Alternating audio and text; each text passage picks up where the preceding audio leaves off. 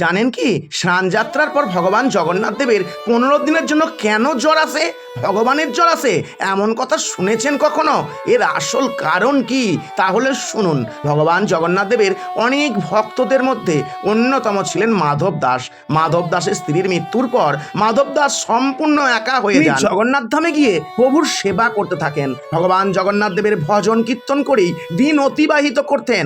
একবার মাধব দাসের পেটে এক সমস্যা হয়, কিছু খেতে না পারায় তিনি অত্যন্ত দুর্বল হয়ে পড়েন। তিনি এতটাই দুর্বল হয়ে পড়েছিলেন যে চলাফেরা পর্যন্ত করতে পারছিলেন না। তখন ভগবান জগন্নাথ দেব সেবক সেজে মাধব দাসের ঘরে এসে মাধব দাসের সেবা করেন। 15 দিন অতিবাহিত হওয়ার পর ভগবান জগন্নাথ দেবের সেবায় মাধব দাস সুস্থ হলেন। তখন তিনি জগন্নাথ দেবকে চিনতে পেরে ভগবানকে বললেন, ভগবান আপনি ইচ্ছা করলে এক নিমিষেই আমাকে সুস্থ করতে পারতেন, তাহলে এত দিন ধরে কেন প্রভু?